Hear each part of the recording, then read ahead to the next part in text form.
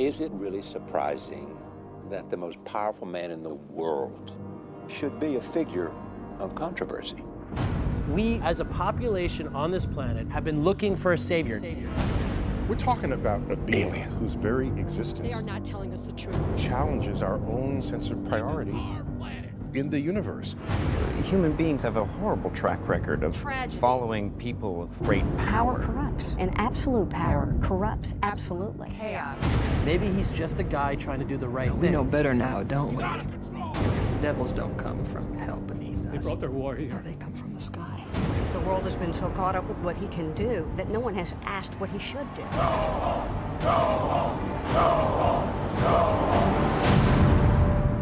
That's how it starts.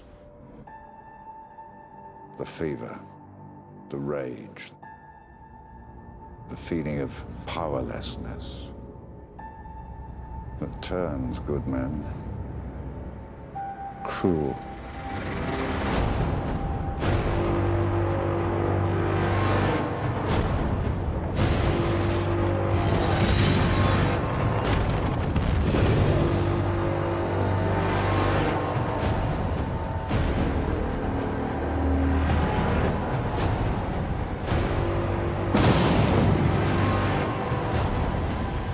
Tell me, do you bleed? You will.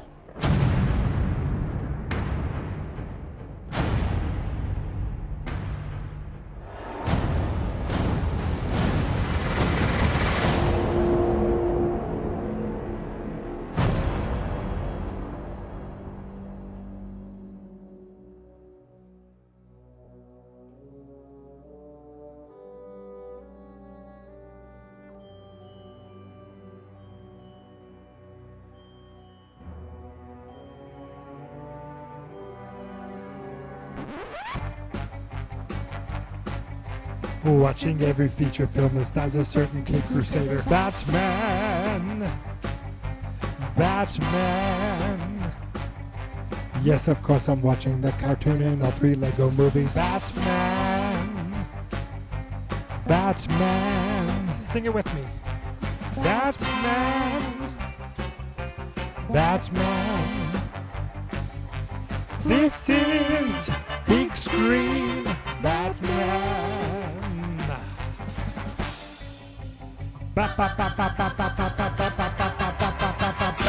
Oh, oops. Oh, Batman.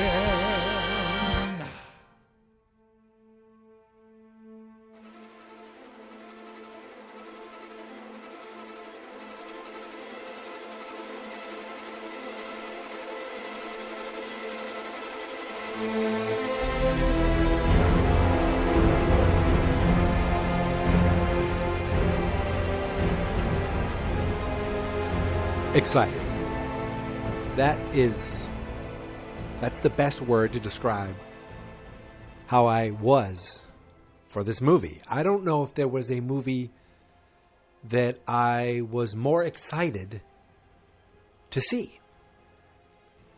I am a massive Superman fan, and my 2 favorite superheroes, sorry Marvel people, are Batman and Superman. So when I finally hear that they are going to be in a movie together, I am over the moon excited. I remember finding out about the Comic-Con announcement all the way back in 2013. I actually wrote a blog post about it on my old website, geekmentality.com. And it's part of fansnotexperts.com now. And I'm actually going to put a link to it in the show notes so that you can check it out if you want to.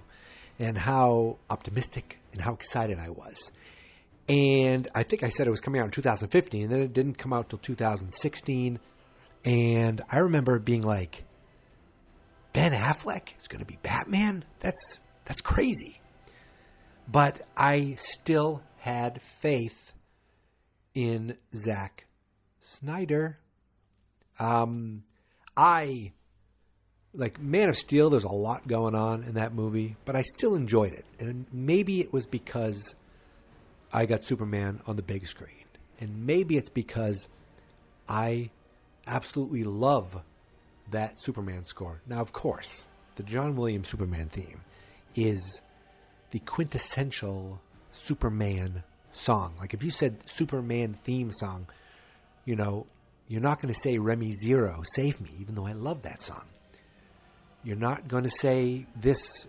I feel bad. Is it James Horner? I don't know who it was that wrote this score, but it's that ding ding ding ding with the piano and then dun, dun, dun, dun. And I remember watching the trailer for Man of Steel over and over and over again, and finally went with some people from work to go see it. And I remember going, yes. And they left to go back to work, and I stayed. I said, look, I'm staying for the credits because something might happen at the end. Nothing did, but I actually did a early Geek Mentality podcast about it, which might be out there somewhere on SoundCloud, walking away from the theater. And then Batman, of course, Batman and Superman, Batman versus Superman, or Batman and Superman were announced at Comic-Con, and we had a few years to wait. And they're teasing out. They're showing pictures of Batman. They're teasing photos of him and of Henry Cavill and Ben Affleck. They're teasing the Batmobile. They're showing that the guy who played Alfred, why can't I remember his name now? Very famous actor. Amy Adams is back as Lois Lane, and all. This is essentially a Man of Steel sequel. I mean, really, it is. It picks up at the end of Man of Steel, then it goes to the future. Jeremy Irons, that's who Alfred was. And it was a long movie, and I went with my buddy Dave, and I admit I was probably more excited than he was. But I remember seeing that the reviews right off the bat were like, yes, this is awesome. This is amazing. It was getting great reviews. And then you start to see the tomato score go down. And then you start to see other people talking about it. And then you start to see these bad things. And I almost wish I didn't see any of it, the good or the bad, and just gave my own opinion on things. And because I tend to get skewed on like, well, why did they not like this? Oh, they didn't like this because, oh, they did like this. Oh, that skews me sometimes. But I don't want to let it. I sit there and I go, okay, they didn't like this. Let's see what they didn't like. Or, I try not to get skewed, but it happens. And I remember leaving that theater and recording a couple podcasts that you can find at fans.experts.com if you search Superman or Batman. But right at the end, the first thing that Dave says to me, he turns to me and said, well, that wasn't as bad as I thought it would be. I was like, what? That wasn't that awesome? Wasn't that great? I mean, come on, we had Wonder Woman, we had Batman, we had Superman, we had Wonder Woman. And then we had the Justice League. Now, Dave came with me to Batman v Superman, Dawn of Justice. He came with me to Wonder Woman. I think I lost him. He had no interest in seeing Justice League. I saw that by myself. I saw Aquaman by myself. And I remember seeing Justice League and being excited about these characters. Mind you, the Cyborg character, I don't really know. I was kind of introduced to him. I think he was in Smallville. I know him now from Doom Patrol. I really like him in that. And it's just like, I know of him. He's like Teen Titans, all that stuff, or Teen Titans Go. But he's the one where I'm just like, I don't think of him as a major DC guy. I would think Green Arrow or Green Lantern first. But the fact that we're getting, an Aquaman, Flash, Batman, Superman, Wonder Woman, okay, I'm all in. I'm excited. These are my characters. These are my stories that I care about. I shouldn't say that I'm not like an aficionado of these things. I have the DC Universe Infinite app now, and I'm reading Batman and Superman comics like crazy. But I'm going to try to expand more to see what else they have to offer. But I'm loving it. I'm reading more comics now than ever. God, this is a long preamble. But Justice League came and went, and obviously the tragedy that happened in Zack Snyder's private life led him to leave the movie early, and then we had Joss Whedon come in, and, you know, Joss Whedon is not Midas. Not everything he touches turns to gold. Age of Ultron sucked. Right? Didn't he do that? He did that, right? I'll say it. I don't like Age of Ultron. And you could almost see, like, going in, you're like, oh God, you know, Henry Cavill's got a mustache, and you can almost see the Zack Snyder, the Joss Whedon moments, and it sometimes it felt really clunky, and I think I let that movie kind of judge or cast a shadow over Batman v Superman: Dawn of Justice. And I own this movie. I bought it through Google. I haven't watched it all the way through since I think I started watching it a couple times, and I never watched it all the way through. I don't think since the theater. So we're talking almost 5 years, which is crazy. Yet I finally said, I'm going to watch this. I'm going to watch this. I'm going to watch the ultimate version. Now, HBO Max, they're smart. They only have the ultimate version. The ultimate version is 3 hours long. So it's longer than the long-ass movie I saw in the theater. But it's still shorter than the 4-hour Justice League Snyder Cut that we're getting next month. So this movie, I watched it again last night, and I'm like, I am enjoying this. You know, there are some Snyder things, some slow motion things here and there. You know, we joke about the Martha thing, Dave, Granny's peach tea. But, you know, the Martha thing never bothered me. But the only thing that bothered me is, why would Superman say, save Martha? He would say, save my mother, as we'd say up in here in New England. That's the only thing. Because the Martha connection, I remember originally seeing it going, oh my God, they are both named Martha. That was really a common name for mothers for back in the whenever they actually gave the names. Because I'm reading old Action Comics, and there's no Martha Kent. There's no Ma and Pa Kent yet. But that never bothered me. The Jesse Eisenberg as Lex Luthor, it was a little... I didn't mind the performance, but it was almost the characterization of him being a, like, psychopath. Not a psychopath. I shouldn't say that.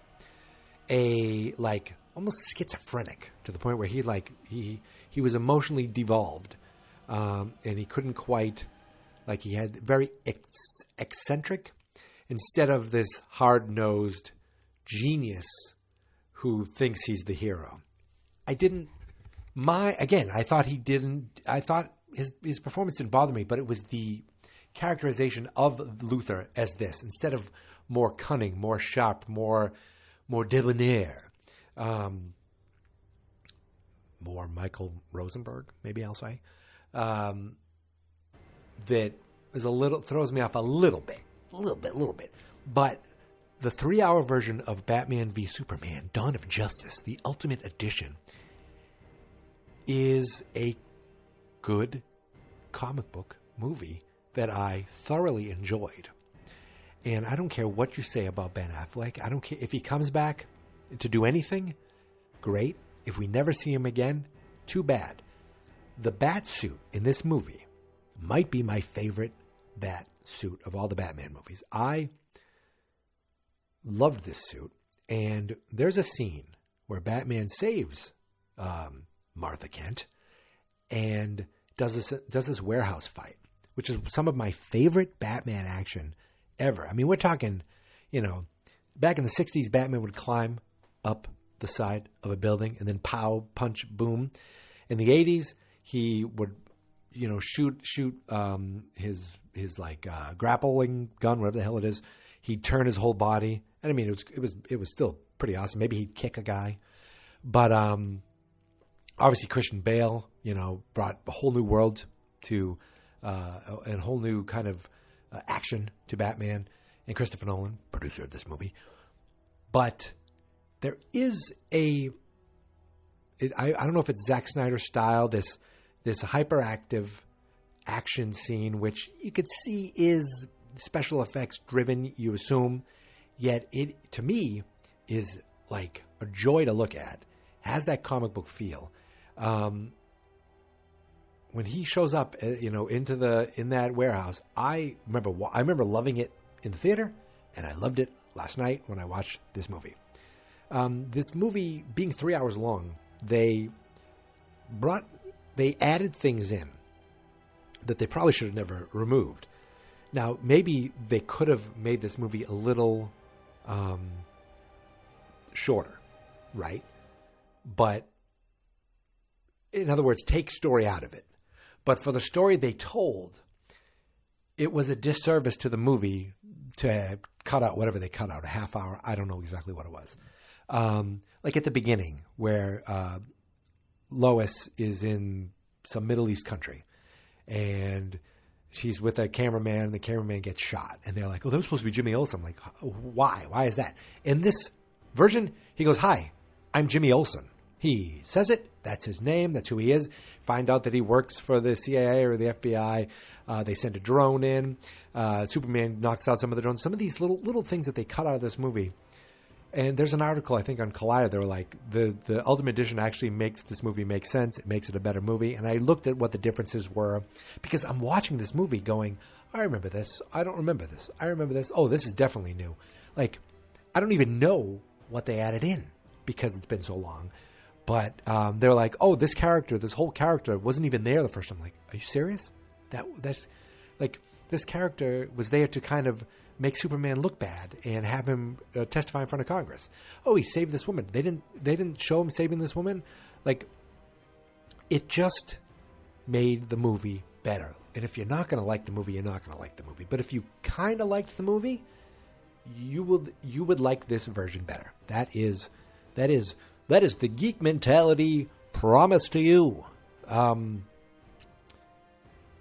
like Henry Cavill as Superman.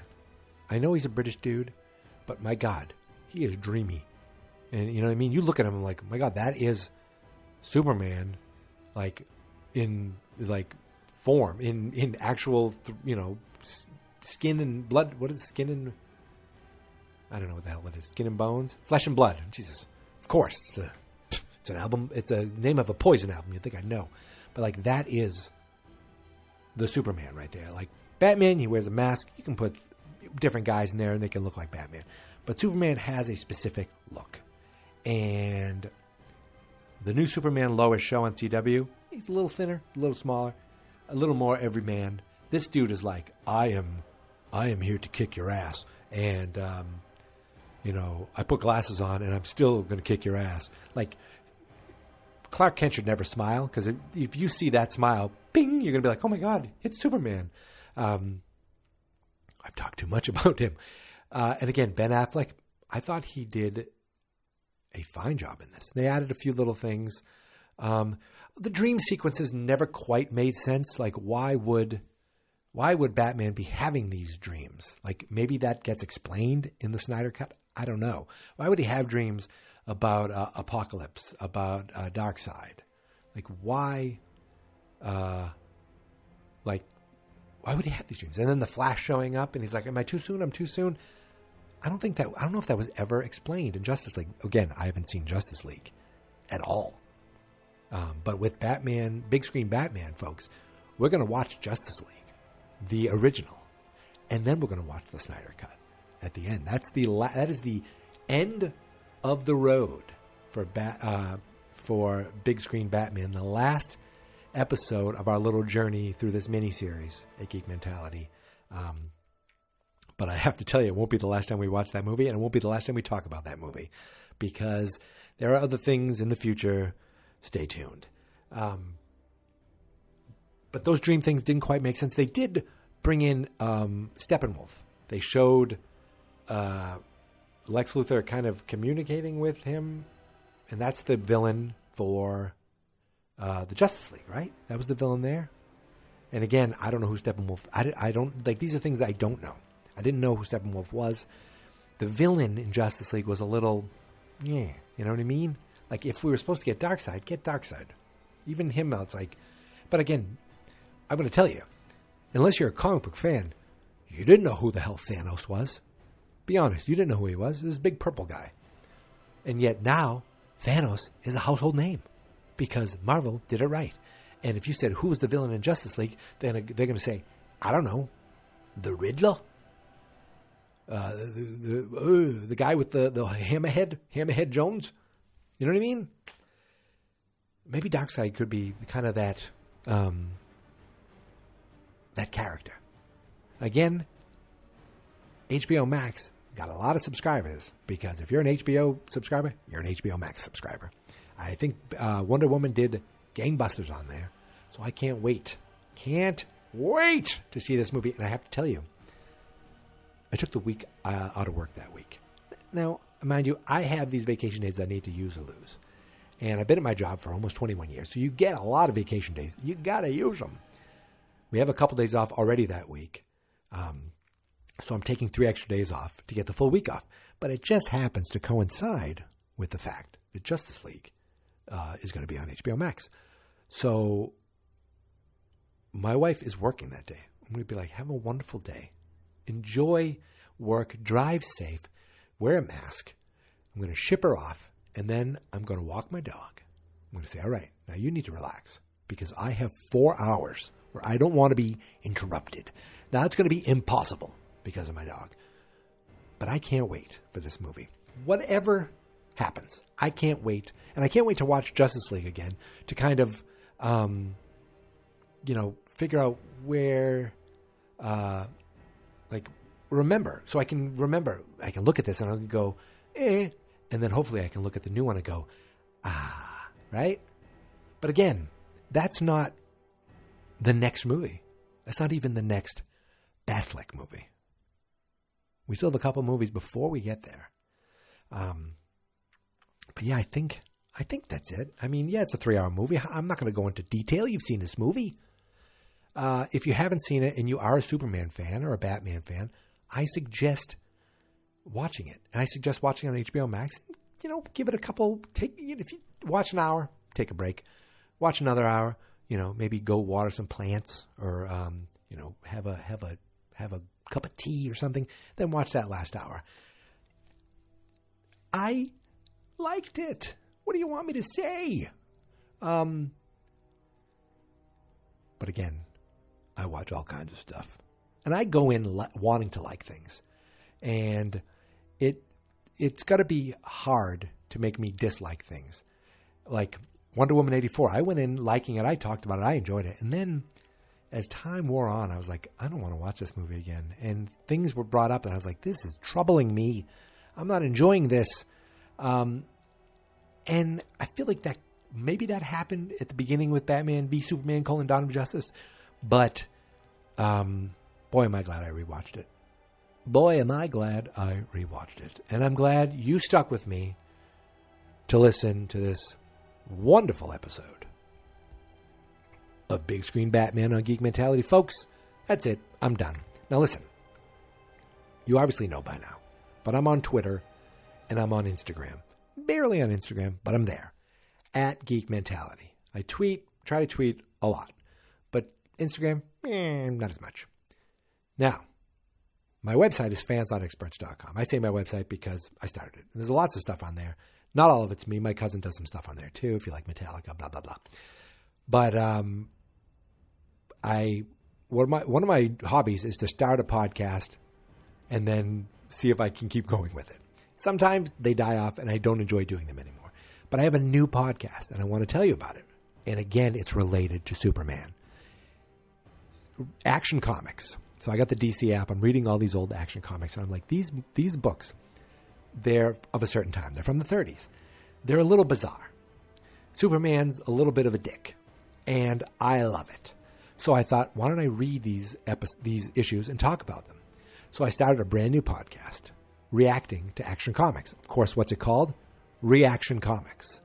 So if you look on Apple, if you look on Spotify, if you look on Hotmail, if you check Alta Vista, we are everywhere podcasts are available. Reaction Comics. It's also, you can just find it at fansnotexperts.com/reactioncomics. I ask you to check it out. It's kind of like this, where I'm just rambling, but I am kind of going through the issue with you, panel by panel, and just kind of giving my 2 cents and laughing at some of these preposterous moments where I'm pretty sure I saw Superman throw a man to his death or throw some guys out windows and threaten people, constantly threatening people.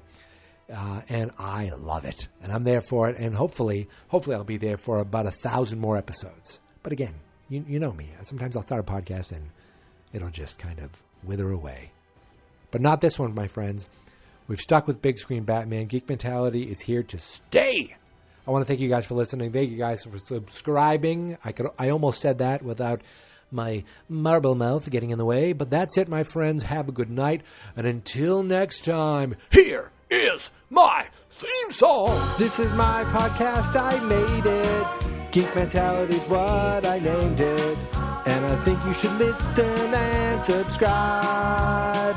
'Cause I'm kinda funny and awesome. I think that I'm worth your time. And I'm kinda handsome. My mom says, please listen and please subscribe. At least listen to this episode. Fans Not Experts.